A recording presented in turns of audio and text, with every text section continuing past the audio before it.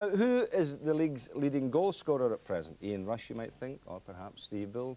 Maybe it's Terry Sheringham of Millwall. Well, it's none of those top strikers. In fact, it's a chap from the low reaches of Division 4, and Mark Tyler has been to meet him.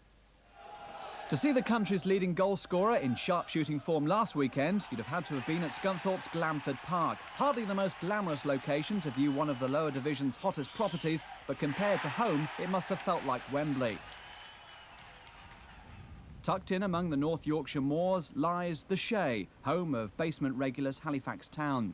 They started the week rooted to the bottom of Division 4, and if you're being honest, the state of their council-owned ground mirrors the club's football success. But amidst the broken fences and rusty pylons, the spirit of the club lives on, thanks to striker Steve Norris. That brace at Scunthorpe put him top of the tree with 28 this season. But is he depressed about being bottom of the table?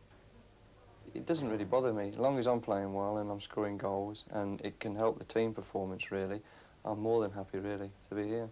Norris first hit the headlines when he won the penalty that gave Scarborough that famous Littlewoods Cup win over Chelsea last season. And for Halifax, he's proved the perfect remedy for the club's early season goal famine. So why is he doing so well? I expressly told him that I wanted him getting forward and looking for goals and to forget a little bit about the defensive side of things.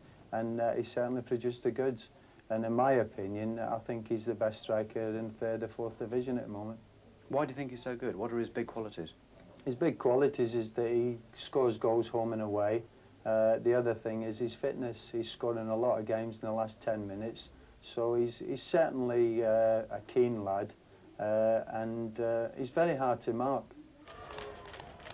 The job of marking him this week fell to another struggling club, Brian Flynn's Wrexham. An uninspiring first half, but after the break it was a completely different story with Halifax dominating the game. No surprise then when Norris found himself in the clear. Lots of time, a cool head and a well-judged shot proving why he's attracted so much attention in recent weeks.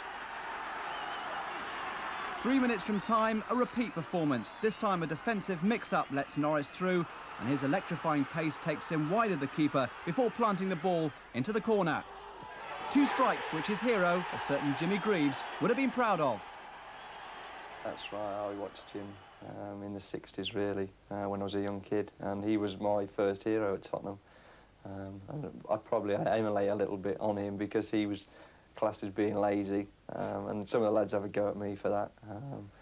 But I seem to try and get in the right place at the right time and score goals, which he seemed to have the knack of doing. If I could get anywhere near his sort of ability and record, then I'd be, you know, over the moon, as they say. Can you keep him here?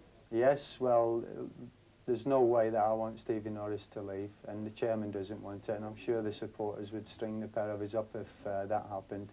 Hopefully we'll survive, and we'll be able to keep Stevie Norris and look forward to the rest of the season and getting up the table and hopefully having a good season next year.